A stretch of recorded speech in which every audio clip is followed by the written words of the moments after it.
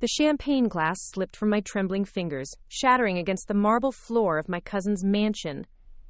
Through the floor-to-ceiling windows, I could see the unmistakable silhouette of Marine One descending onto the perfectly manicured lawn, where just moments before, my own family had thrown me out like yesterday's garbage. The presidential helicopter's rotors whipped the expensive landscaping into chaos, and I knew my life was about to change forever. I'd love to know which corner of the globe you're watching from. And if this story speaks to you, make sure to subscribe. Tomorrow's video is one you absolutely can't miss. My name is Rebecca Thompson, and I never imagined that the worst day of my life would also become the most extraordinary. It started 3 months earlier when I received an invitation that should have filled me with joy, but instead made my stomach twist into knots. The heavy cardstock bore my cousin Miranda's elegant handwriting. You're cordially invited to celebrate the engagement of Miranda Whitfield and Bradley Morrison III. The date was circled in gold ink, July 15th, at the Whitfield estate in Greenwich, Connecticut. This wasn't just any engagement party. This was the social event of the season for Connecticut's elite, and somehow I had made the guest list.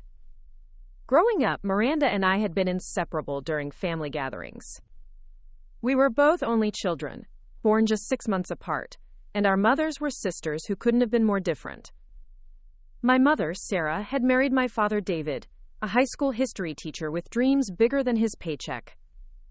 Miranda's mother, Catherine, had married into the Whitfield fortune, old money that traced back to railroad barons and steel magnates. Despite the vast difference in our family circumstances, Miranda and I had maintained a close relationship through our teenage years. We'd spend summers together, alternating between my family's modest 2-bedroom apartment in Hartford and her family's sprawling estate. But somewhere along the way, as we entered our 20s, the gap between our worlds became impossible to ignore. While Miranda attended Yale and spent her summers in the Hamptons, I worked 3 jobs to put myself through community college before transferring to the University of Connecticut. When she was backpacking through Europe with her sorority sisters, I was waiting tables at a diner to help my parents with their mortgage payments. The invitations to family gatherings became fewer, the phone calls shorter, until we were little more than Facebook friends, exchanging birthday wishes and holiday greetings. So when the engagement invitation arrived, I was genuinely surprised. My first instinct was to decline politely. I couldn't afford the kind of gift that would be appropriate for such an event, and I certainly didn't have the wardrobe for mixing with Greenwich society. But my mother insisted I go. "Rebecca, she's family," my mother said over dinner in our small kitchen. "Catherine called me personally to make sure you'd be there. Miranda specifically asked for you to be invited." My father, ever the practical one, looked up from his grating. "It's one evening, sweetheart. You can handle one evening with your cousin." What they didn't know, what I hadn't told them, was about the tension that had been building over the past year. It started with small comments on social media. When I posted about graduating summa cum laude from UConn with my degree in political science, Miranda's response was a simple "cute" with a heart emoji. When I announced that I'd been accepted into a prestigious graduate program in international relations at Georgetown, her comment was even more dismissive. "Good for you. I'm sure you'll love DC." The real breaking point had come 6 months earlier at our grandmother's funeral. I had flown back from Washington, where I was working as an unpaid intern at a think tank while completing my master's degree. The funeral was the first time I'd seen the extended family in over 2 years, and the differences in our lives had never been more apparent. While I wore a simple black dress from Target, Miranda arrived in what I later learned was a custom Chanel suit. During the reception, I overheard her talking to a group of cousins I barely recognized anymore. "I just feel so bad for Rebecca," she had said, her voice carrying that particular tone of manufactured sympathy that wealthy people use when discussing the less fortunate. "She's still living like she's in college, you know, working for free, living in that tiny studio apartment.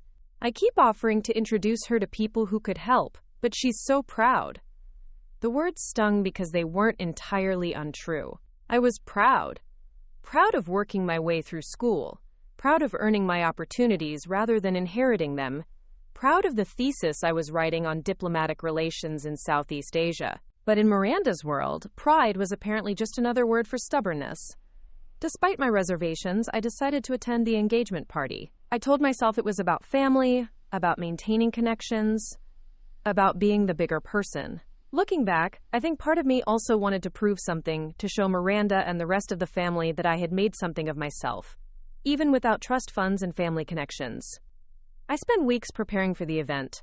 I found an elegant navy dress at a consignment shop in Georgetown that looked expensive enough to pass muster. I researched Bradley Morrison III, learning that he was the heir to a media empire and had recently been appointed to some advisory position in the current administration. I practiced small talk in the mirror, preparing myself for conversations about yacht clubs and charity galas that I knew nothing about. The day of the party, I drove my aging Honda Civic from Washington to Greenwich, a journey that felt like traveling between different universes. As I wound through the tree-lined streets of one of America's wealthiest communities, past mansions that could house entire apartment buildings, I felt my confidence wavering. The Whitfield estate was exactly as I remembered it from childhood visits, only somehow more imposing now that I was viewing it through adult eyes. The Georgian colonial mansion sat on 15 acres of perfectly manicured grounds, complete with a tennis court, swimming pool, and gardens that probably cost more to maintain than most people's annual salaries. Cars were already lined up along the circular drive when I arrived: BMWs, Mercedes, a few Teslas, and what looked like a Bentley. My Honda looked painfully out of place among them, and I briefly considered parking on the street to avoid the embarrassment. But I had come this far, and I wasn't going to let automotive insecurity defeat me before I even walked through the door. The party was in full swing when I entered through the grand foyer.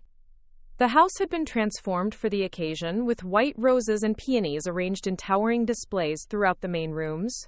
Waiters in crisp white uniforms circulated with trays of champagne and hors d'oeuvre that probably cost more per bite than I spent on lunch most days.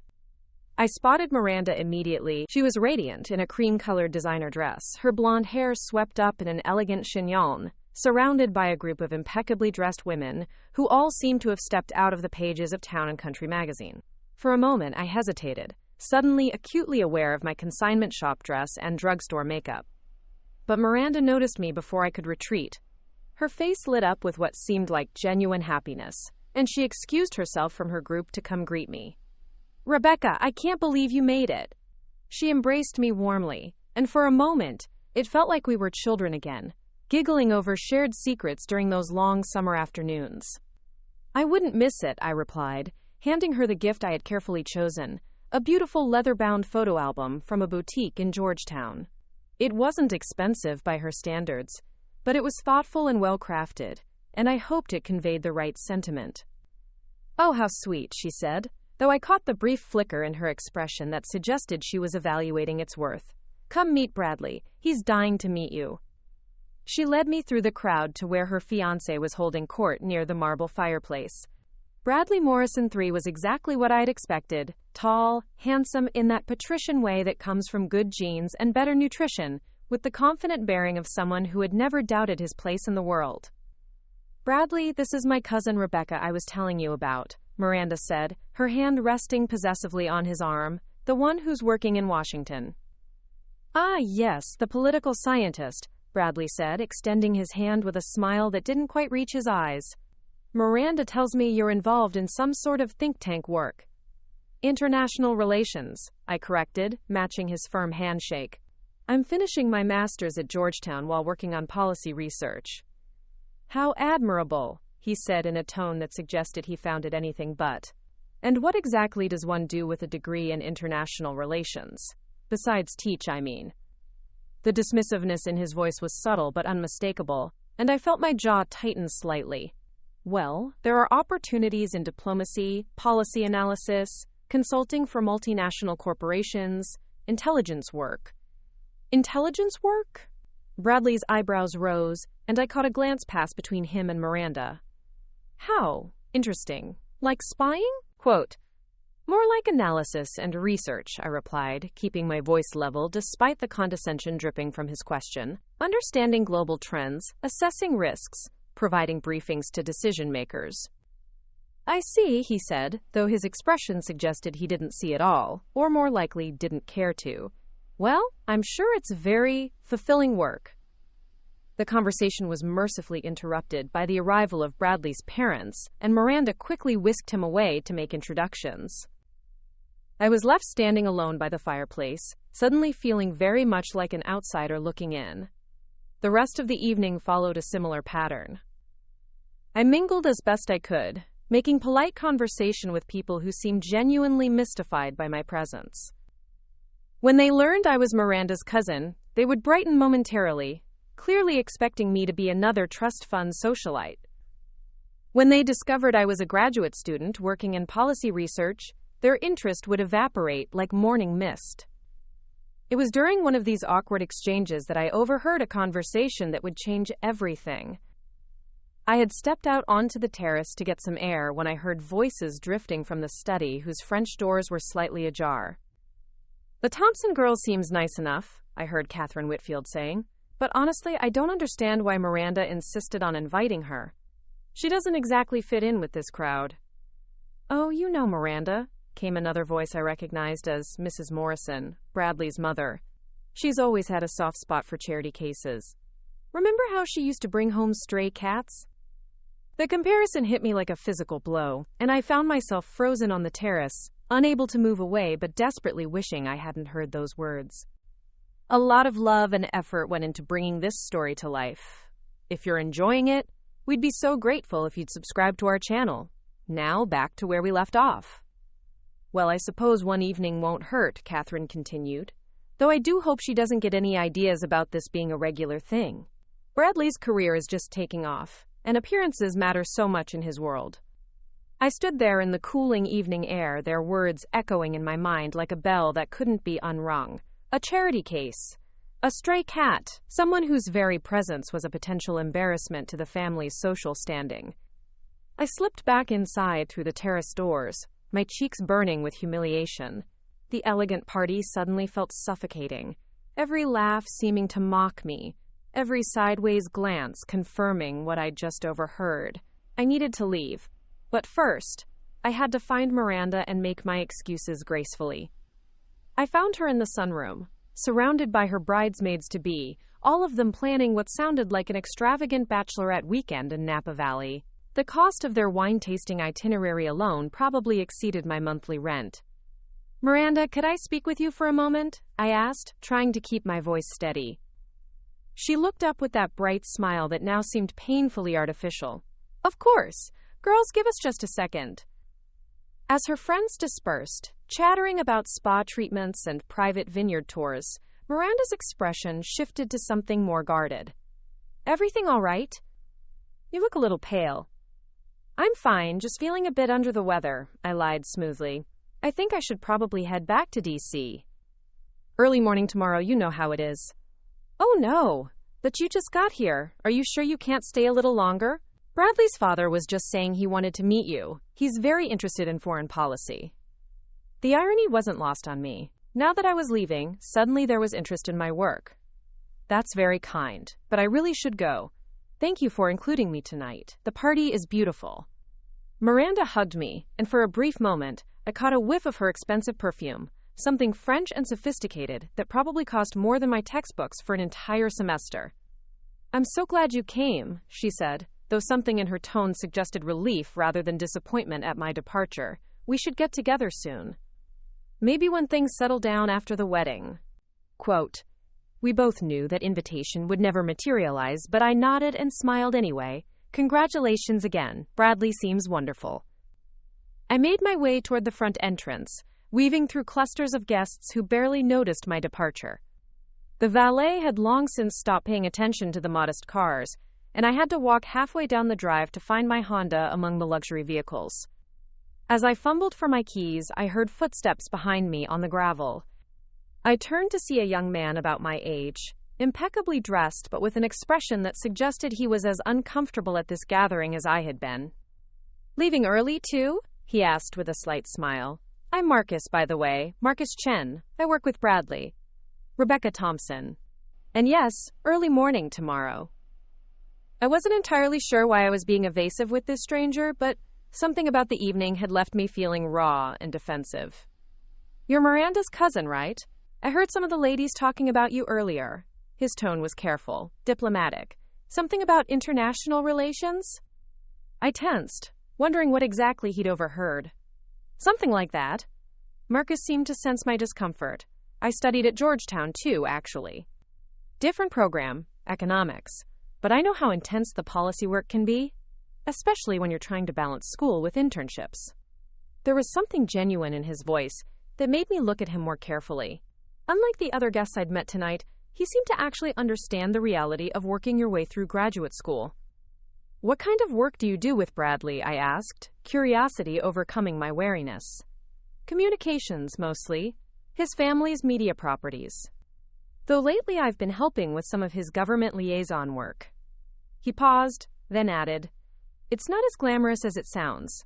Lot of paperwork and protocol meetings."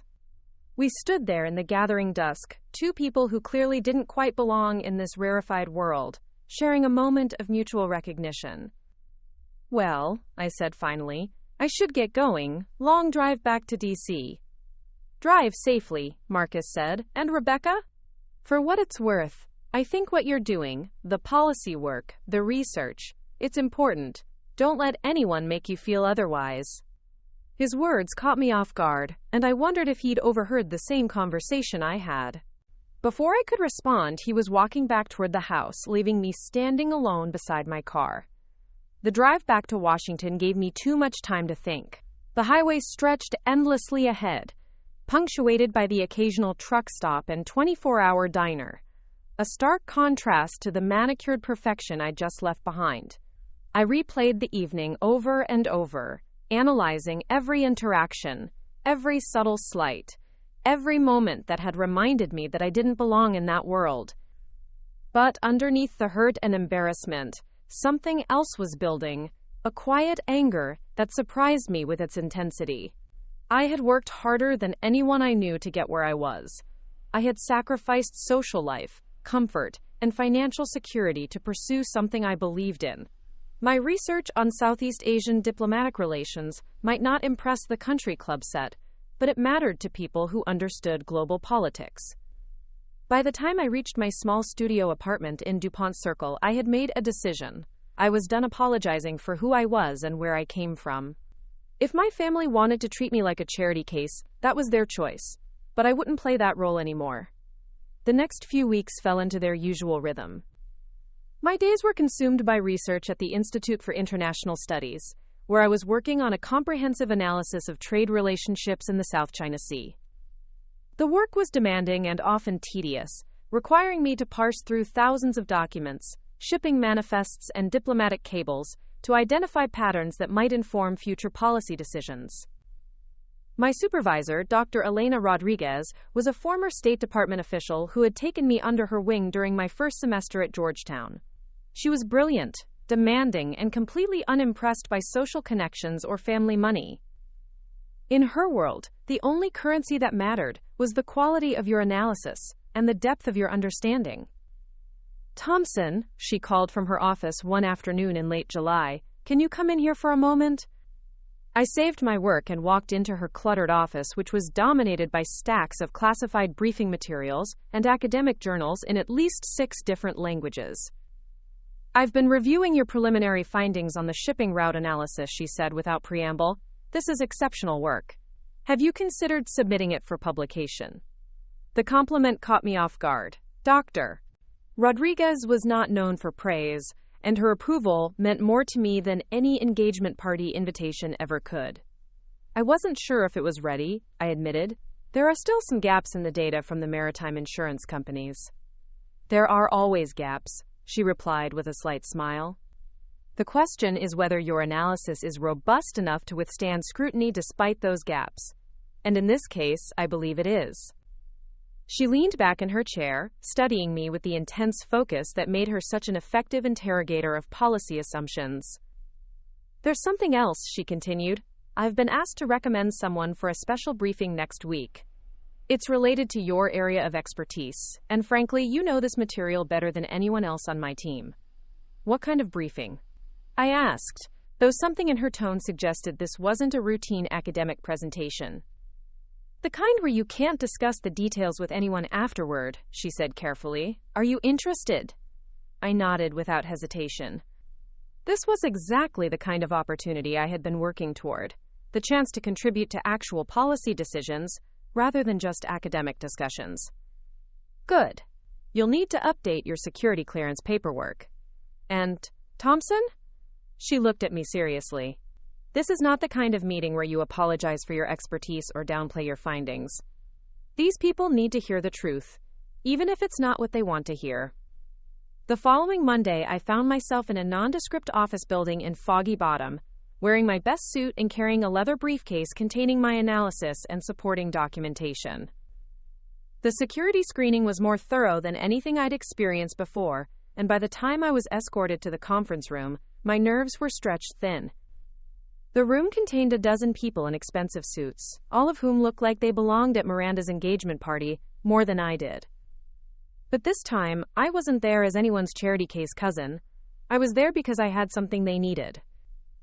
Miss Thompson, said a woman with silver hair and sharp eyes who introduced herself only as Miss Patterson.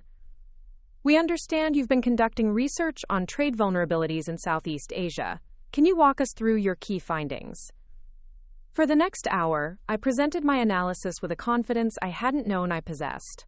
I explained how shifting shipping routes were creating new geopolitical tensions, how emerging trade partnerships were reshaping traditional alliances, and how certain policy decisions could either stabilize or destabilize the entire region. The questions that followed were sharp and demanding, but I had answers. These weren't socialites making polite conversation about subjects they didn't understand.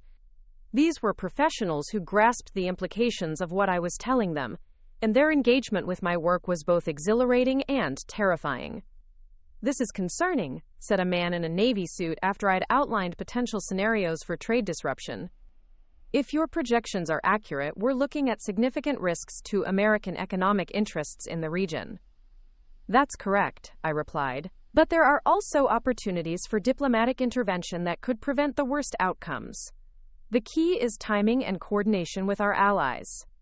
When the meeting concluded, Ms. Patterson approached me as the others filed out. Impressive work, Ms. Thompson. We'll be in touch if we need additional analysis. She paused, then added, You should know that your research is going to inform some very important decisions. Thank you for your thoroughness. Walking out of that building, I felt something I hadn't experienced since childhood. The pure satisfaction of being valued for exactly who I was and what I could contribute. No one in that room had cared about my family's social standing or my student apartment or my aging car. They cared about my mind and my work, and that was enough. I called Dr. Rodriguez from the metro platform, unable to contain my excitement. It went well, I take it, she said, and I could hear the smile in her voice. It went better than well. They actually listened. They understood what I was trying to tell them. Of course they did. You're brilliant, Thompson. It's about time you started believing that yourself. As the train carried me back toward Georgetown, I thought about the contrast between this afternoon and that evening in Greenwich just a few weeks earlier. In both cases, I had been surrounded by powerful, wealthy people. But today, I had been there as an expert, not as an object of pity or curiosity. I was beginning to understand that there were different kinds of power in the world, and that knowledge could be just as valuable as inherited wealth, sometimes more so. The phone call came at 6:47 a.m. on a Tuesday morning in early August. I was barely awake, fumbling for my coffee maker in the pre-dawn darkness of my studio apartment, when my phone buzzed with an unknown number. Ms. Thompson? This is Director James Hawthorne from the National Security Council. I apologize for the early hour, but we have an urgent situation that requires your expertise. I nearly dropped my phone. The National Security Council didn't call graduate students at dawn unless something significant was happening. My pulse quickened as I tried to shake off the fog of sleep. Of course, Director Hawthorne. How can I help? Are you familiar with the recent developments regarding the Malacca Strait shipping incident? His voice was crisp, professional, with an underlying tension that suggested this wasn't a routine consultation. I was indeed familiar. 3 days earlier, a cargo vessel had run aground in one of the world's most critical shipping choke points, effectively blocking nearly 30% of global maritime trade. The financial markets had been in chaos ever since, but the public reports had been vague about the underlying causes. Yes, sir. I've been following the situation closely. Good. We need you here within the hour. A car will pick you up in 15 minutes. Bring everything you have on regional trade vulnerabilities and contingency protocols. The line went dead before I could respond. I stood there in my pajamas, holding my phone and trying to process what had just happened.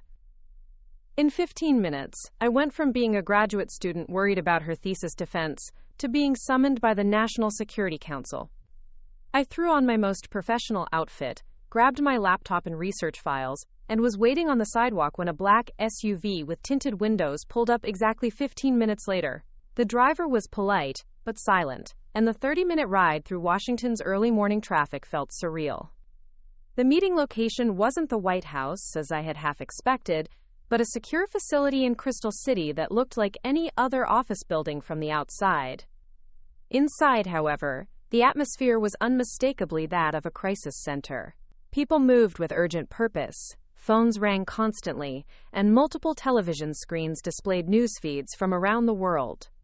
Director Hawthorne turned out to be a man in his 50s with graying temples and the bearing of someone accustomed to making life-or-death decisions before breakfast. He greeted me in a conference room where several other officials were already assembled around a table covered with maps, satellite images, and classified documents. Ms. Thompson, thank you for coming on such short notice. I'll get straight to the point. He gestured to a large screen displaying a satellite image of the Malacca Strait. What you're seeing here isn't just a shipping accident. Our intelligence suggests this was a coordinated action designed to test our response protocols and disrupt global supply chains. The implications hit me immediately. If someone was deliberately targeting critical shipping routes, it represented a completely new form of economic warfare, one that could cripple entire nations without firing a single shot. The question, continued a woman I didn't recognize, is what happens next? Based on your research, what are the most likely scenarios if this blockage continues for another week, 2 weeks, a month? For the next 4 hours, I found myself at the center of discussions that would normally be far above my clearance level. Using my analysis of trade dependencies and alternative routing options, I helped the team model various scenarios and their potential impacts on everything from grocery prices in Ohio to manufacturing timelines in Michigan. The work was exhilarating and terrifying in equal measure. These weren't academic exercises. Every projection I made could influence decisions that would affect millions of people. When I explained how a prolonged blockage could force certain supply chains to permanently relocate, potentially costing American jobs in the long term, I watched senior officials take notes and exchange meaningful glances. Ms. Thompson, Director Hawthorne said during a brief break, your analysis has been invaluable today, but I need to ask, would you be available for ongoing consultation on this matter? The situation is evolving rapidly, and we may need your expertise again on short notice. I agreed without hesitation. This was the kind of work I had dreamed of doing. The reason I had chosen to study international relations despite the financial sacrifices it required. Over the next 2 weeks, I found myself living a double life. During the day, I attended classes and worked on my thesis as usual. But several evenings each week, I would receive encrypted messages directing me to various secure locations around Washington for briefings and strategy sessions. The Malacca Strait situation was resolved after 10 days. The cargo vessel was refloated and traffic resumed, but the incident had revealed vulnerabilities in the global supply chain that required ongoing attention. My role evolved from crisis consultant to regular policy advisor, a development that both thrilled and overwhelmed me.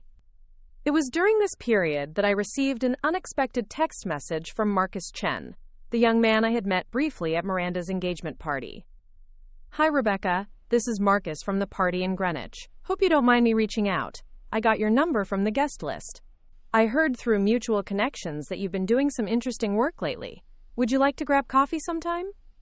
I stared at the message, trying to figure out what mutual connections he could possibly be referring to.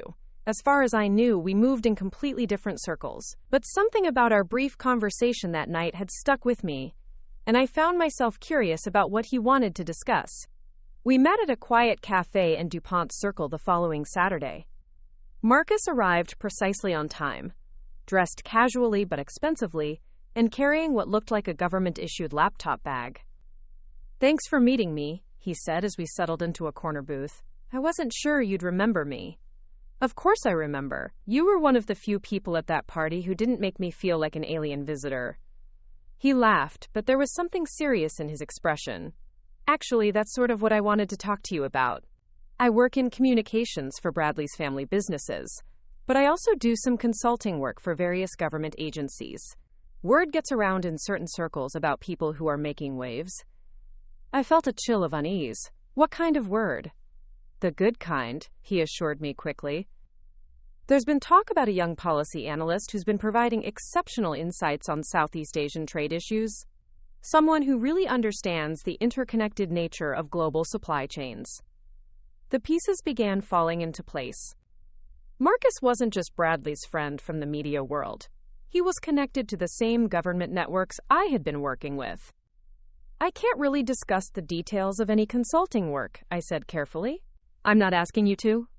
But I wanted you to know that your reputation is spreading, and in the right ways. There are people in very senior positions who are impressed with your work. He leaned forward slightly, lowering his voice. There's also something else you should know. That night at the party, after you left, things got a bit ugly. My stomach tightened. What do you mean? Some of the guests started making comments. About you, about your family background, about whether Miranda should have invited you in the first place. It got pretty nasty, actually. The hurt I thought I had processed came flooding back. I see. But here's the thing, Marcus continued. Bradley shut it down, hard. He told them they were being inappropriate, and that you were clearly accomplished in your field. He said anyone who had a problem with Miranda's family could leave. This was the last thing I had expected to hear. Bradley, who had seemed so dismissive of my work at the party, had apparently defended me after I left. Why are you telling me this? I asked. Marcus hesitated. Because I think you should know that not everyone in that room was against you, and because there might come a time when those connections matter more than you realize. His cryptic comment left me with more questions than answers, but before I could press him for details, his phone buzzed with what was clearly an urgent message. I'm sorry, I have to go, he said, standing quickly. Work emergency. But Rebecca, can I give you some advice? I nodded. Keep doing what you're doing. Your work matters, more than you know. And don't be surprised if opportunities arise that seem too good to be true. Sometimes the most unexpected paths lead to the most important destinations. He left me sitting in the cafe, more confused than ever about the forces that seemed to be aligning around my life. But I didn't have long to puzzle over his words, because that evening brought another encrypted message requesting my presence at yet another briefing. This time, the meeting was different. Smaller group, higher security clearance, and a focus that extended far beyond the Malacca Strait incident. They wanted to discuss something called Project Safeguard, a comprehensive strategy for protecting critical infrastructure from economic warfare. Miss Smollis Thompson, said a woman who introduced herself only as Deputy Director Walsh. We're assembling a small team of specialists to develop countermeasures for supply chain disruption attacks. Based on your recent work, we'd like you to consider joining this team in a more formal capacity. The offer was staggering. Full security clearance, significant increase in compensation, and the chance to work on projects that would directly impact national security. It would mean leaving Georgetown before completing my degree, at least temporarily, but the opportunity was beyond anything I had ever imagined. I would be honored, I replied, trying to keep my voice steady, despite the adrenaline coursing through my system. Excellent. We'll need you to start immediately. There's been a development that requires urgent attention. She slid a folder across the table to me. We have reason to believe that the Malacca Strait incident was just the beginning. Intelligence suggests there are plans for coordinated attacks on multiple supply chain choke points simultaneously. If successful, such an attack could destabilize the global economy within weeks. I opened the folder and felt my blood run cold. The intelligence reports described a sophisticated network capable of disrupting everything from semiconductor manufacturing to food distribution. The economic implications were staggering, but the human cost would be even worse. How long do we have? I asked. That's what we need you to help us figure out, Deputy Director Walsh replied grimly. But based on current intelligence, possibly less than a month. As I left that meeting, carrying my new security badge and a briefcase full of classified materials, I realized that my life had transformed completely in the span of just a few weeks. The same expertise that my wealthy relatives had dismissed as impractical academic work was now considered essential to national security. But more than that, I was beginning to understand that the real power in Washington didn't come from old money or social connections. It came from being indispensable, from possessing knowledge that others desperately needed. And for the first time in my life, I was discovering what it felt like to be truly valued for who I was and what I could contribute. 3 weeks into my new role with Project Safeguard, I was working 16-hour days in a windowless office that technically didn't exist. The facility was buried 3 floors beneath a federal building in Arlington, accessible only through a series of security checkpoints that would have impressed a bank vault designer. My official title was Strategic Trade Analysis Specialist, but what I really did was hunt for patterns in chaos. The intelligence was pouring in from dozens of sources around the globe. Shipping manifests from Rotterdam, Port Authority reports from Singapore, satellite imagery of manufacturing facilities in Vietnam, intercepted communications from corporate boardrooms in Seoul. My job was to find the connections, to identify the threads that would reveal how someone could weaponize the global supply chain. What I discovered kept me awake at night. The enemy, we still didn't know exactly who, though suspicions pointed to a consortium of state and non-state actors, had spent years positioning themselves at critical junctures in the world's most vulnerable supply chains. They owned shell companies that controlled key shipping routes, had infiltrated port authorities at strategic locations, and had even placed assets within major logistics corporations. It's brilliant, I told Deputy Director Walsh during one of our daily briefings. They're not planning to destroy infrastructure, they're planning to control it. Turn off the flow of semiconductors here, create a bottleneck in rare earth minerals there, and suddenly entire industries grind to a halt. How long would it take to implement? She asked, studying the complex web of connections I'd mapped out on the conference room's main screen. If they move simultaneously across all these pressure points, we could see significant disruption within 72 hours, complete economic chaos within 2 weeks. The room fell silent as the implications sank in. Unlike traditional warfare, this attack would be nearly invisible until it was too late. No explosions, no obvious military action, just a gradual strangling of the arteries that kept modern civilization functioning. What's our timeline for countermeasures? Asked Colonel Mitchell, the project's military liaison. I hesitated, knowing my answer wouldn't be what they wanted to hear. The problem is that they've been building this network for years. We've only been aware of it for weeks. Even if we start implementing safeguards immediately, we're playing catch-up against an adversary who's already in position. Quote, "Then we need a different approach," Deputy Director Walsh said grimly. "We need to find their command structure and neutralize it before they can execute." That became my new obsession. Somewhere in the vast network of shell companies, front organizations, and legitimate businesses, there had to be a control center. Someone was coordinating this operation, and if we could find them, we might be able to prevent the attack entirely. The breakthrough came from an unexpected source. I was analyzing shipping patterns in the South China Sea when I noticed something odd about a Panamanian-flagged vessel called the Meridian Fortune.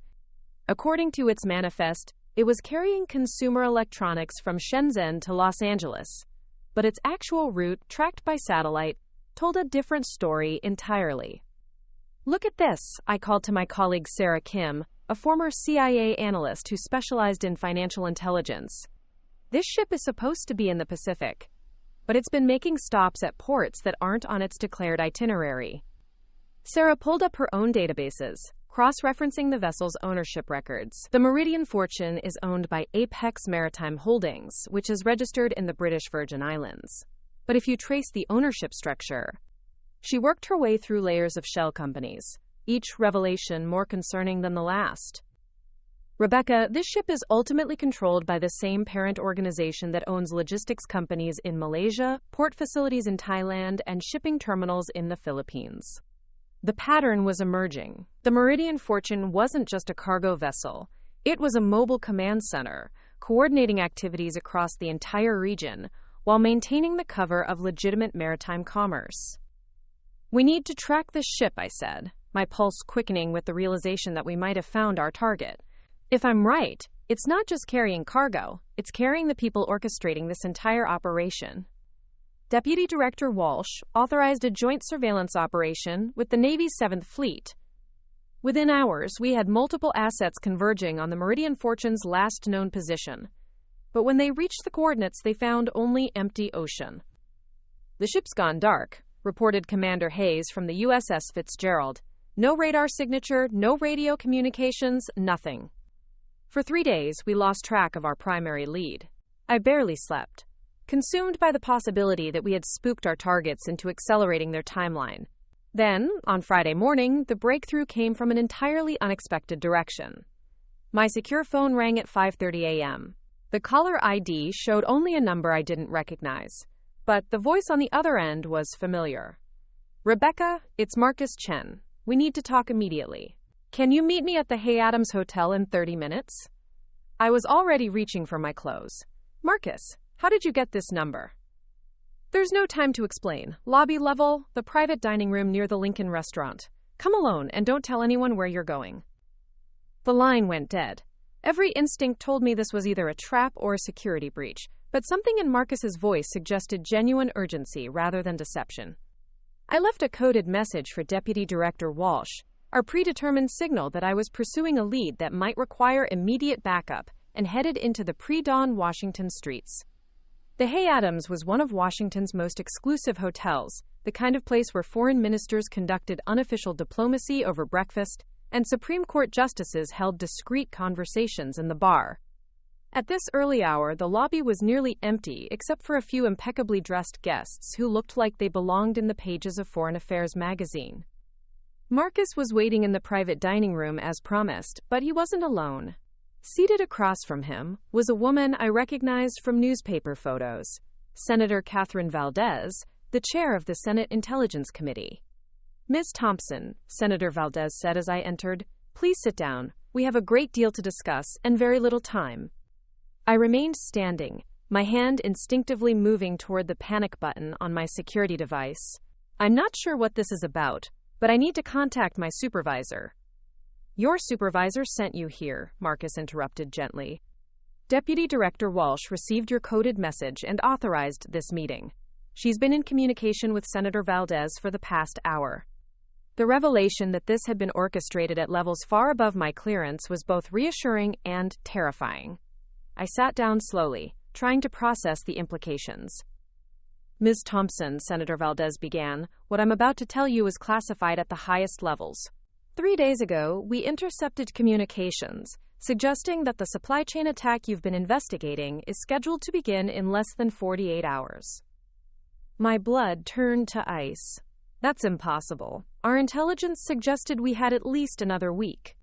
"Your intelligence was correct based on the information available at the time," she replied. "But there's been a development that changes everything. The president of Taiwan is planning to make an unexpected announcement regarding semiconductor production agreements with American companies. Our adversaries have apparently decided to strike before that announcement can stabilize critical supply chains." Marcus leaned forward. "The Meridian Fortune isn't missing, Rebecca. It's heading for international waters off the coast of California, where it plans to coordinate simultaneous attacks on port facilities in Los Angeles, Long Beach, and Oakland. If they succeed in disrupting West Coast shipping for even a few days during the semiconductor announcement, the economic impact will be catastrophic." "Why are you telling me this?" I asked, though I was beginning to suspect the answer. Senator Valdez exchanged a glance with Marcus before responding. "Because we need someone who understands both the technical aspects of the operation and the potential countermeasures. Someone who can brief the president directly and help coordinate the response." The weight of what she was suggesting hit me like a physical blow. Brief the president? I'm a graduate student who's been working on this project for 3 weeks. "You're the person who identified the threat pattern," Marcus said quietly. "You're the one who found the Meridian Fortune. And you're the only analyst who's developed comprehensive models for both the attack scenarios and the potential prevention strategies." Senator Valdez stood, her expression grave. "Ms. Thompson, the president is currently en route to a series of campaign events on the West Coast. His schedule includes a fundraising dinner tonight in Greenwich, Connecticut, your cousin Miranda's wedding rehearsal dinner, as it happens. The coincidence was so improbable that I almost laughed. Of all the places in America, the president was going to be at my family's event on the same night that a major national security crisis was unfolding. The Secret Service has already been briefed on the potential threat, Senator Valdez continued, but the president needs to understand the full scope of what we're facing before making decisions about response protocols. You'll be accompanying him to that dinner, where you'll provide a detailed briefing during transport. I stared at her, trying to process the surreal nature of what was happening. In less than 24 hours, I would go from being the family embarrassment who was barely tolerated at social events to being the person responsible for briefing the President of the United States on a matter of national security. There's one more thing, Marcus added, his expression apologetic. Your family doesn't know about any of this. As far as they're concerned, you're still just Miranda's cousin who works at some think tank in Washington. The president's attendance at the dinner has been explained as a favor to Bradley's father, who has been a significant campaign contributor. The irony was so complete it was almost beautiful. The same family members who had dismissed my work as impractical academic nonsense would be sitting at dinner with the president while I briefed him on intelligence that could prevent an economic catastrophe. Will you do it? Senator Valdez asked. I thought about the months of condescension, the overheard conversations about charity cases and stray cats, the subtle and not-so-subtle reminders that I didn't belong in their world. Then I thought about the Meridian Fortune sailing toward American waters, carrying people who wanted to bring the global economy to its knees. Yes, I said, surprised by the steadiness of my own voice. I'll do it. The rehearsal dinner was already in full swing when I arrived at the Whitfield estate that evening. The same circular drive that had intimidated me just weeks earlier now buzzed with Secret Service vehicles and black SUVs with government plates. Agents in dark suits spoke quietly into their wrist microphones while scanning the grounds with practiced efficiency. I had spent the afternoon in intensive briefings, memorizing every detail of the intelligence we'd gathered about the Meridian Fortune and its planned coordinated attack. The leather portfolio in my hands contained classified documents that could prevent an economic catastrophe if I could communicate their urgency effectively to the most powerful person on Earth. Rebecca, Miranda's voice cut through the evening air as I approached the front entrance. She was radiant in a flowing emerald dress, but her expression carried a mixture of excitement and bewilderment.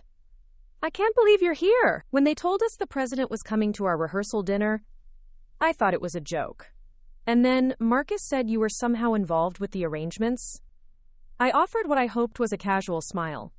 I do some consulting work in Washington. Sometimes these things overlap in unexpected ways. She studied my face with the same expression she'd worn as a child when trying to figure out if I was hiding candy from her. Consulting work? Rebecca, there are Secret Service agents crawling all over our property. This isn't some think tank project.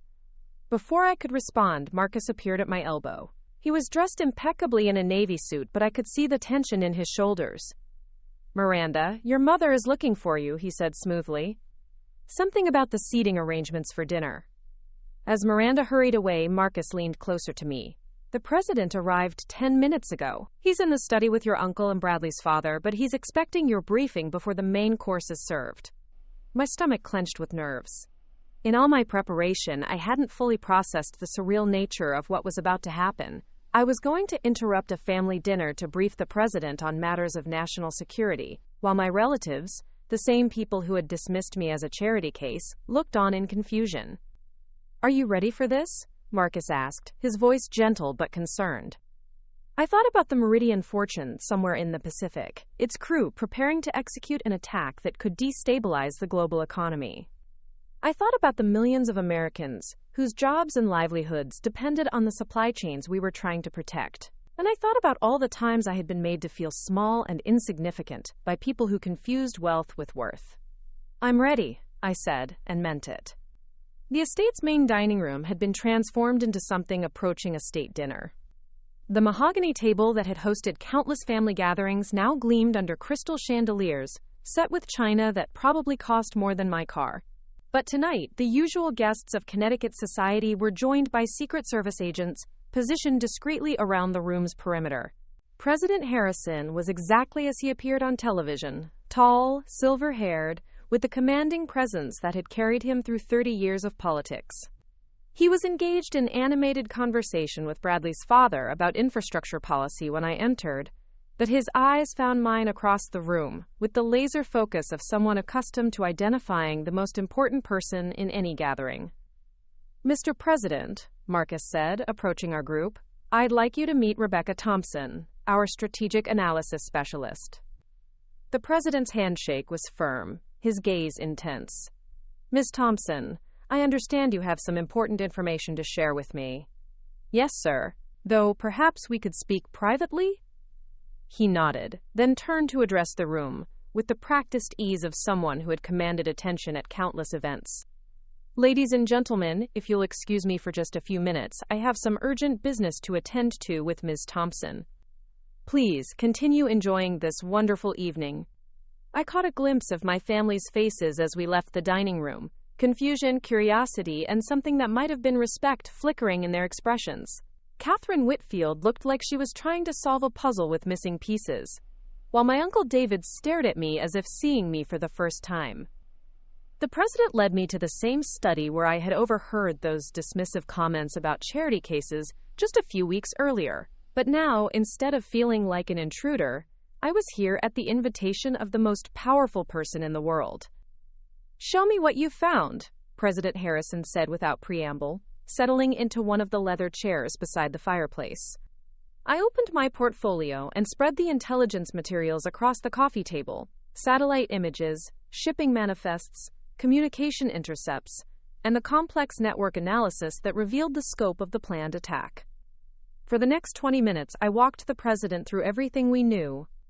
I explained how the Meridian Fortune was positioning itself to coordinate simultaneous strikes against critical port facilities, how the timing was designed to maximize economic disruption during the Taiwan semiconductor announcement, and how the attack could cascade into supply chain failures affecting everything from automobiles to medical devices. President Harrison asked sharp, probing questions that demonstrated both his grasp of the economic implications and his understanding of the geopolitical ramifications.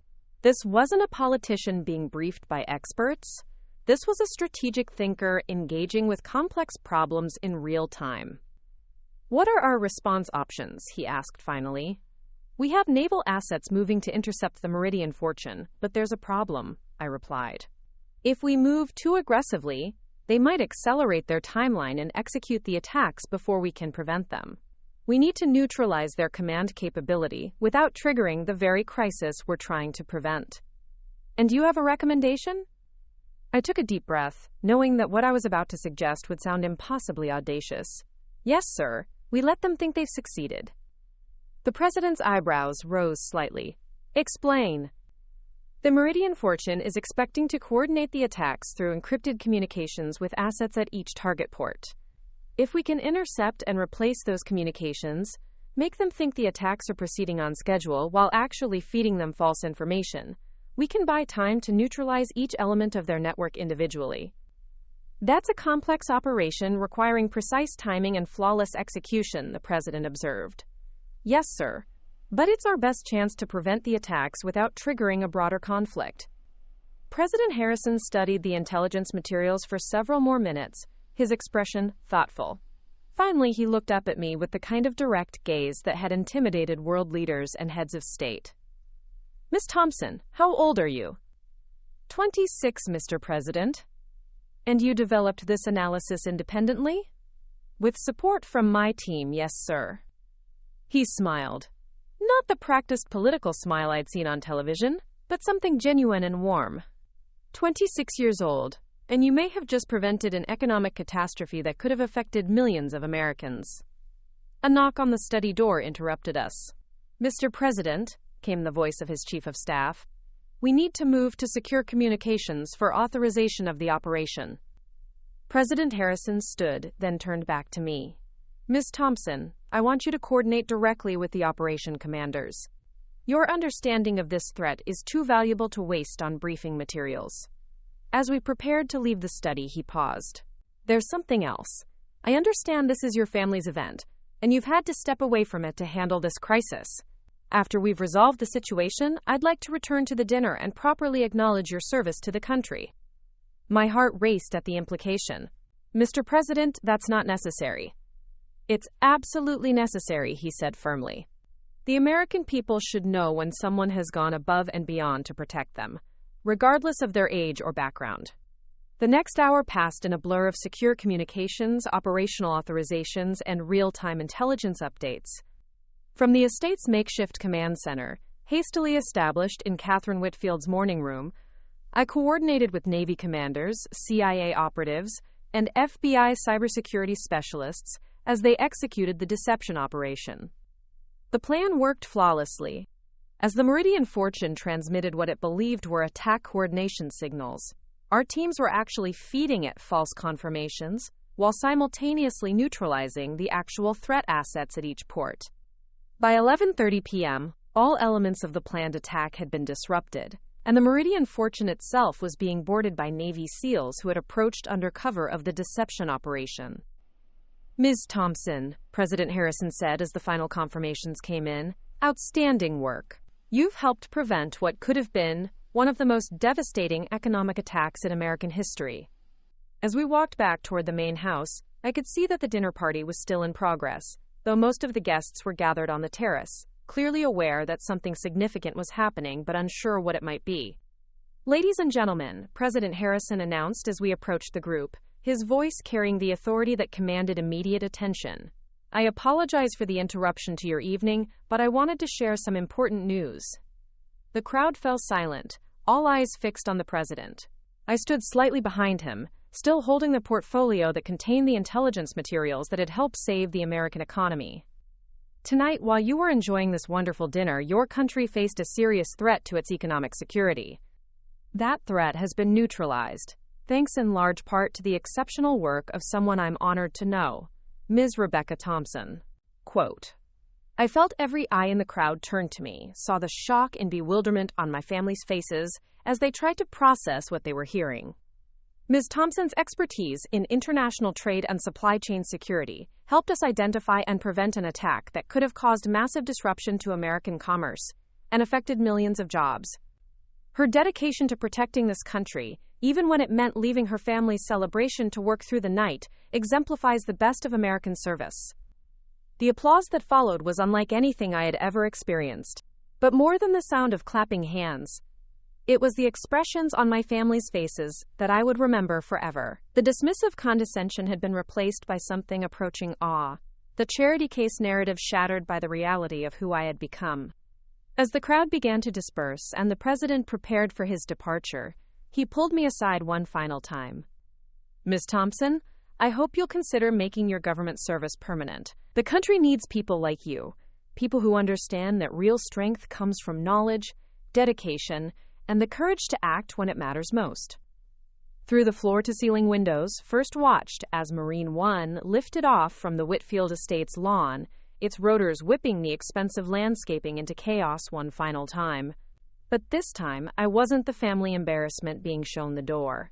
I was the person who had helped save the country, standing in the same room where I had once been dismissed as a charity case.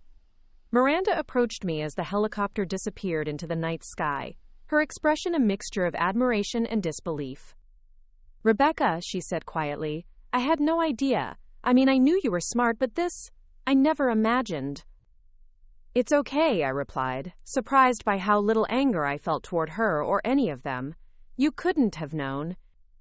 I'm sorry, she said, and for the first time since we were children, her apology sounded completely genuine.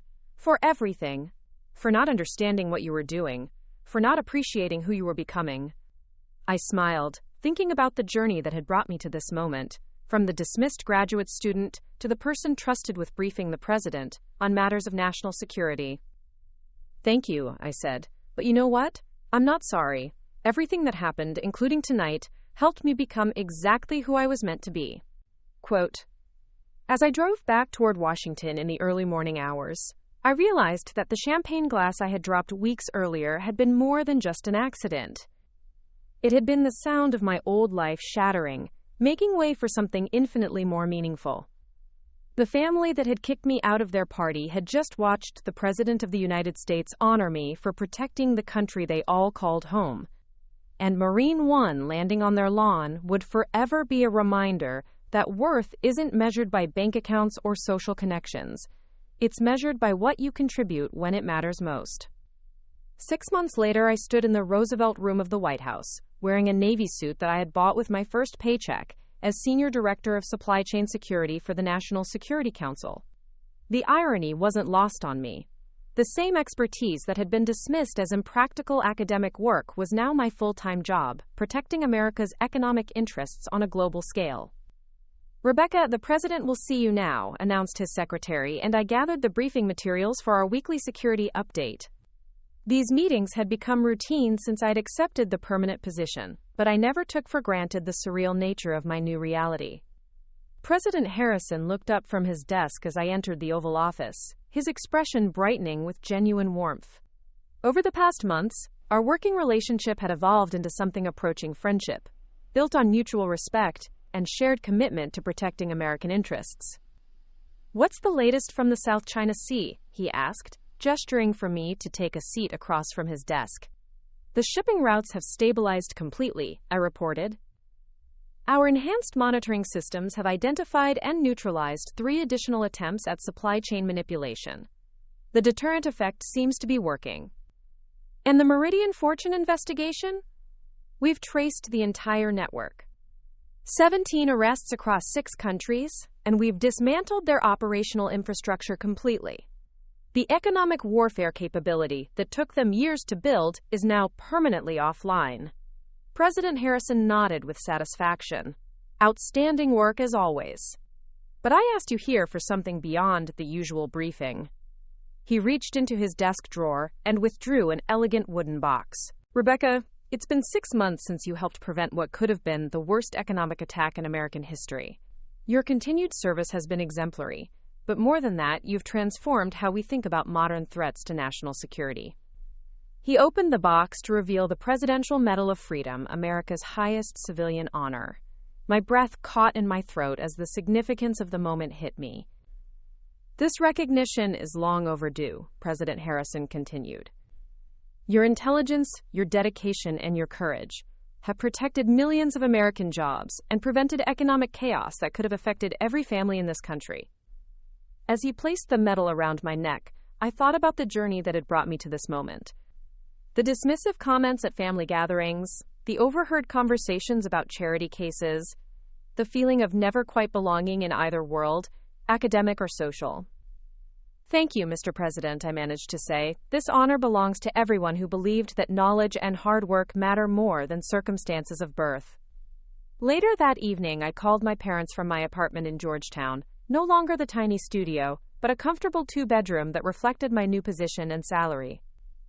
"Sweetheart, we saw the ceremony on the news," my mother said, her voice thick with emotion. "Your father and I are so proud we can barely speak. You raised me to believe that education and hard work could overcome any obstacle," I replied. "This medal is as much yours as it is mine." The conversation was interrupted by my doorbell. I opened it to find Miranda standing in the hallway, holding a bottle of champagne and wearing a genuine smile I hadn't seen since we were children.